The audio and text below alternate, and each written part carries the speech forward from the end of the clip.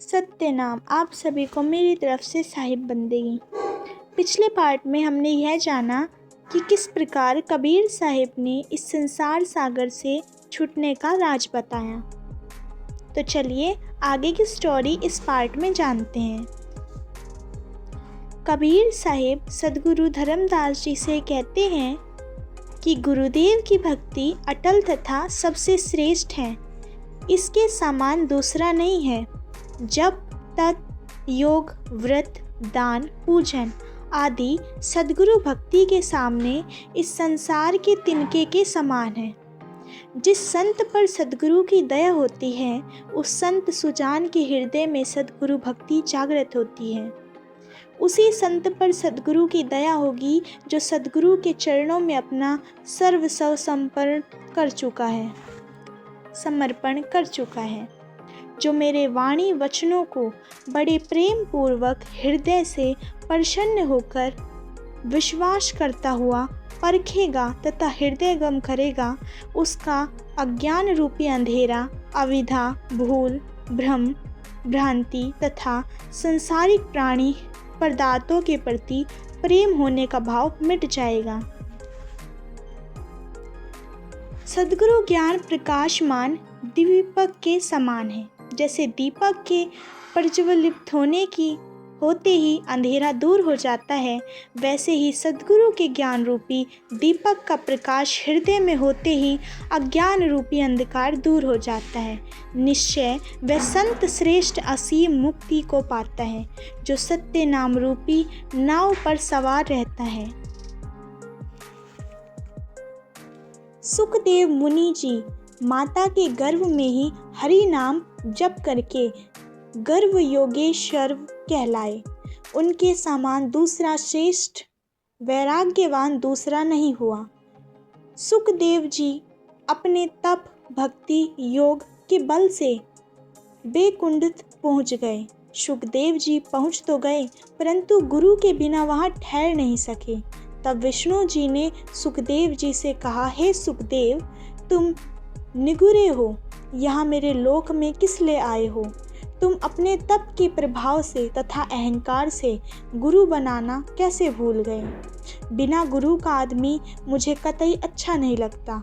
निगुरा आदमी पुनः 84 लाख योनियों में जन्म लेता है और मरता है, अर्थात भवसागर में भटकता है तथा अपार दुख भोगता है। तुम मेरे लोक से लौट जाओ और संसार में जाकर कोई प्रतिभा संपन्न गुरु बनाओ और उसकी सेवा बंदगी व आज्ञा का पालन करके मुक्त हो जाइए। तब आप मेरे लोक में स्थान प्राप्त कर सकेंगे। इस तरह विष्णु जी के वचन सुनकर सुखदेव मुनि जी शीघ्र ही संसार में पहुंच गए। अतः सिद्ध है कि बिना गुरु के सतलोक तो क्या, विष्णु लोक में भी कोई टिक नहीं सकता। विष्णु जी की आज्ञा अनुसार सुखदेव मुनि ने विदेही राजा जनक को इस संसार में आकर गुरु बनाया, तब जाकर वे मुक्त हो सके। जैसी हालत सुखदेव मुनि की हुई, वैसी ही दशा देव ऋषि नारद की हो गई।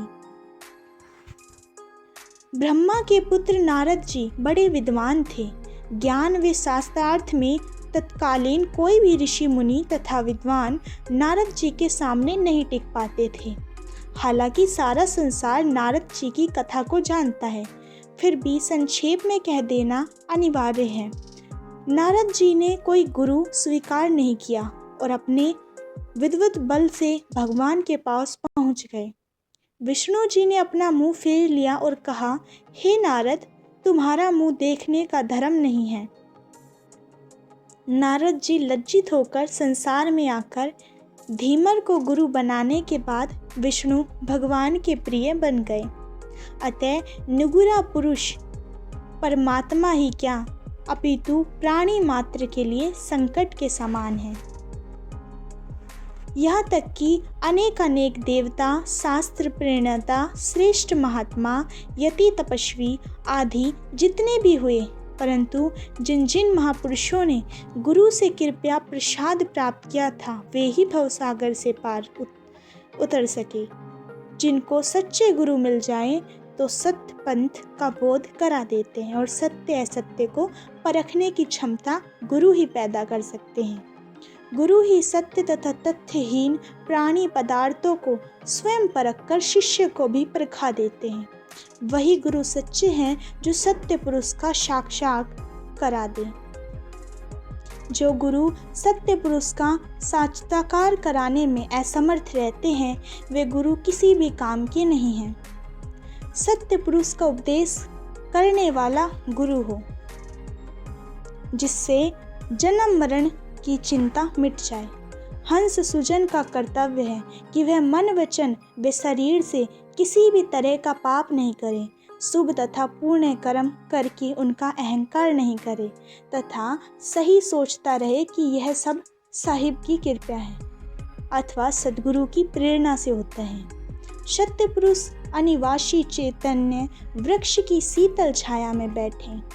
जिस गुरु में शिष्य को अपने समान बनाने की क्षमता होती है उसे भृंगी अथवा भोरी जैसी गति वाला गुरु कहा जाता है। कबीर साहब कहते हैं कि हे धर्मदास, वही गुरु सच्चा है जो भृंगी मत का है।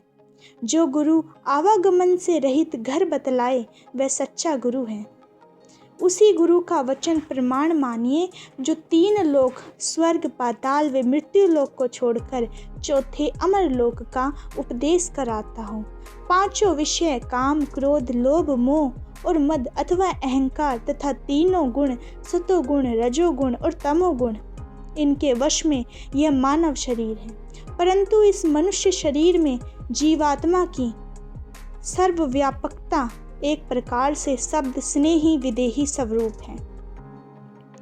जो जीव आत्मा इस मनुष्य तन में 5 और 3 में लिप्त है वह उसकी भूल भ्रम व कल्पना है।